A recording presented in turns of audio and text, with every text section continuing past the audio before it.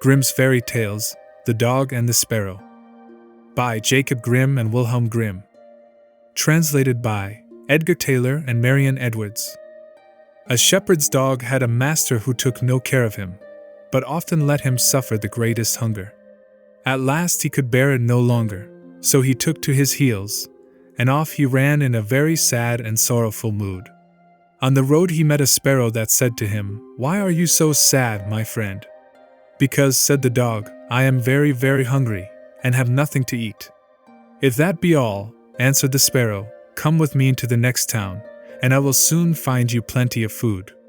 So on they went together into the town, and as they passed by a butcher's shop, the sparrow said to the dog, "Stand there a little while till I peck you down a piece of meat."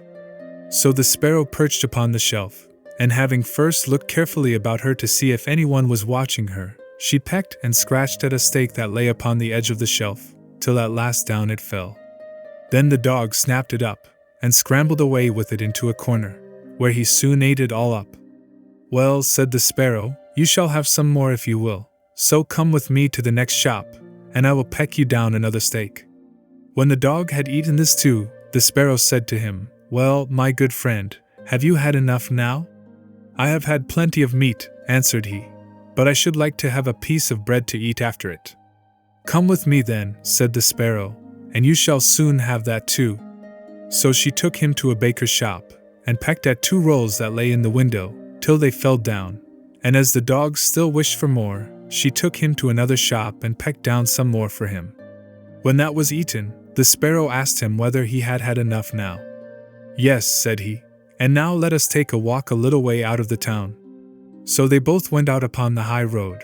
But as the weather was warm, they had not gone far before the dog said, "I am very much tired.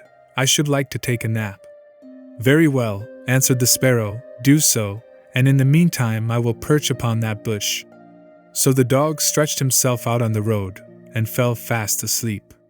Whilst he slept, there came by a carter with a cart drawn by 3 horses, and loaded with 2 casks of wine. The sparrow, seeing that the carter did not turn out of the way, but would go on in the track in which the dog lay, so as to drive over him, called out, "Stop! Stop, Mr. Carter, or it shall be the worse for you." But the carter, grumbling to himself, "You make it the worse for me, indeed. What can you do?" cracked his whip, and drove his cart over the poor dog, so that the wheels crushed him to death. "There," cried the sparrow, "thou cruel villain, thou hast killed my friend the dog. Now mind what I say. This deed of thine shall cost thee all thou art worth." "Do your worst, and welcome," said the brute, "what harm can you do me?" and passed on.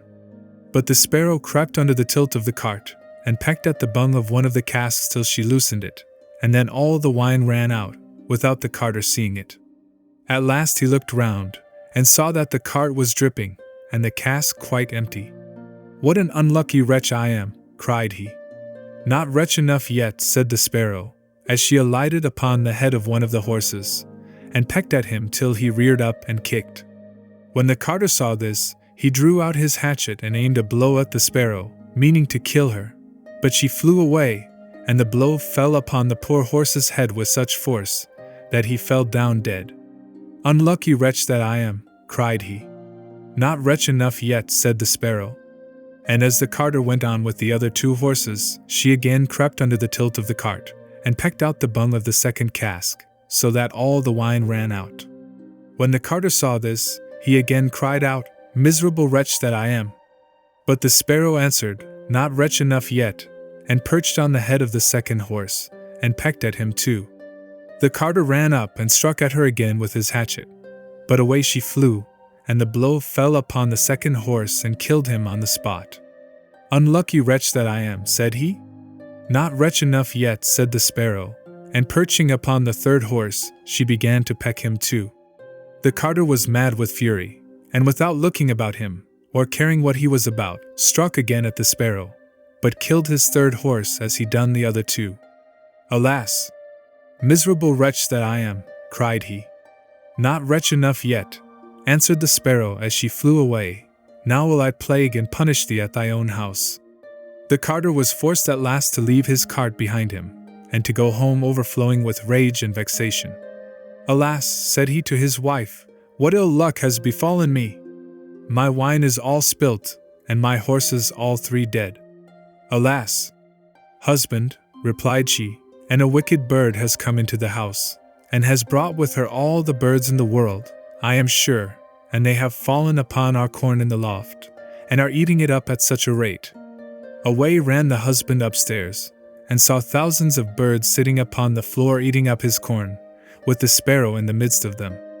Unlucky wretch that I am, cried the carter, for he saw that the corn was almost all gone.